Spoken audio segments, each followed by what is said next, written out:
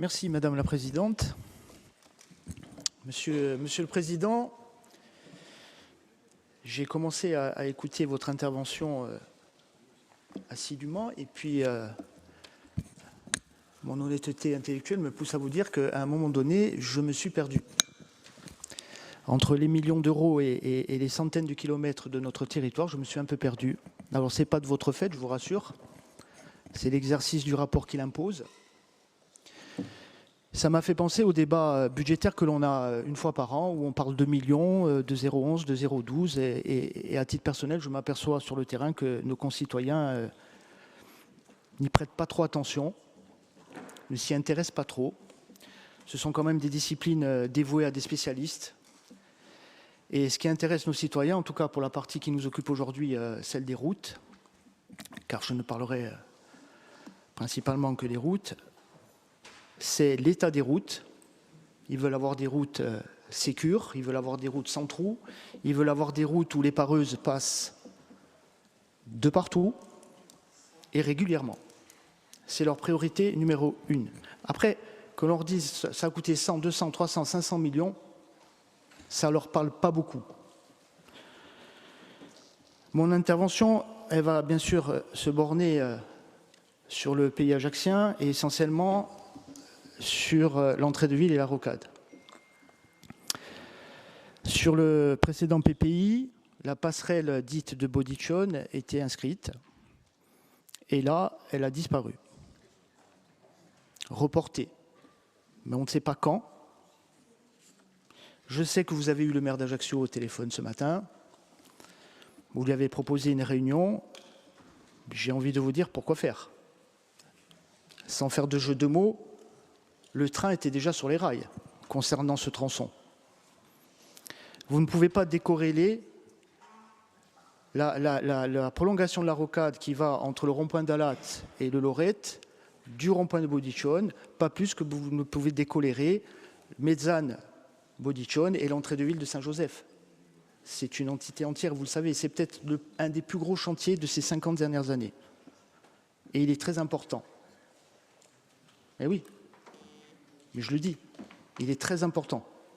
Non pas que pour les Ajacciens, parce qu'il y a beaucoup de personnes qui arrivent de la Gravonne et d'autres lieux pour rentrer, travailler à Ajaccio. Vous le savez, il y a plus de 50 000 véhicules qui rentrent tous les jours sur Ajaccio. Je rappelle quand même que l'opération dite de la pénétrante Est d'Ajaccio a fait l'objet d'une déclaration d'utilité publique, délivrée par l'État par un arrêté préfectoral du 8 décembre 2020,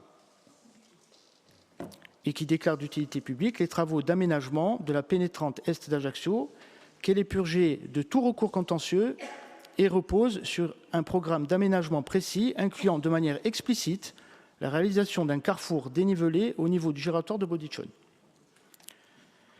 Cette composante est essentielle tant d'un point de vue fonctionnel, ça concerne bien sûr la fluidité des échanges, la sécurité routière et la continuité des mobilités, que d'un point de vue juridique, la DUP ayant été fondée sur une évaluation globale des besoins et des impacts, tenant compte de cet aménagement spécifique. Je crois savoir aussi qu'on n'a pas la même lecture juridique apparemment. Je ne suis pas juriste, je laisse ça aux spécialistes. Mais je suis obligé de faire la remarque. Donc, comme je le rappelais, sur le tableau plan pluriannuel d'investissement 2026-2030, chapitre route figurant page 102 du rapport, n'est plus mentionné l'opération Bodichone dénivellation, pourtant explicitement intégrée, comme je le disais aussi tout à l'heure, au PPI 2017-2026, page 88, pour un montant de 16 millions d'euros. Ce retrait en apparence purement budgétaire soulève une double difficulté.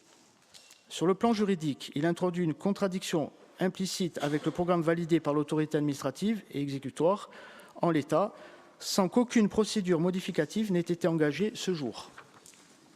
Sur le plan opérationnel, il entretient une incertitude sur le calendrier de réalisation de l'ouvrage, alors même qu'il s'agit d'un point de passage stratégique de la nouvelle infrastructure et que l'option évoquée d'un aménagement en plan à titre transitoire ne saurait ni techniquement ni institutionnellement se substituer à la solution dénivelée.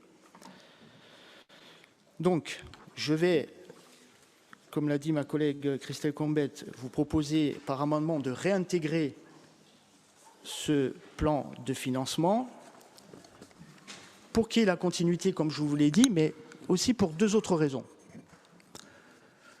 Je pense que vous avez l'occasion d'envoyer un message clair aux usagers. Cette rocade, je la connais très bien, j'y ai grandi, j'y passe 4 fois par jour.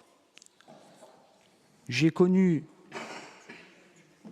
la parcelle boisée, j'ai connu la rocade en terre, j'ai connu la rocade avec l'asphalte, les poteaux en bois et tout ce qu'il y avait autour. Et vous avez pris la continuité de ceux qui vous ont précédé, vous avez engagé cette réforme où on commence à voir que la rocade commence à avoir une belle forme, on va dire, sur l'aspect général. Par contre, elle est en train de devenir l'axe le plus accidentogène de Corse. Voilà, je vous le dis, on est très inquiet là-dessus. Et la troisième raison, et j'en terminerai, Madame la Présidente, de déposer cet amendement, il faut aussi envoyer un message très clair, et je pense au moins sur ce point-là, nous serons d'accord, aux représentants du Rassemblement national, Monsieur le Président, qui toutes les semaines sont dans ce quartier et expliquent aux gens qui sont en difficulté qu'ils vont remettre le rond-point. Voilà, donc c'est aussi pour ça que nous tenons à ce que cet amendement soit voté. Je vous remercie.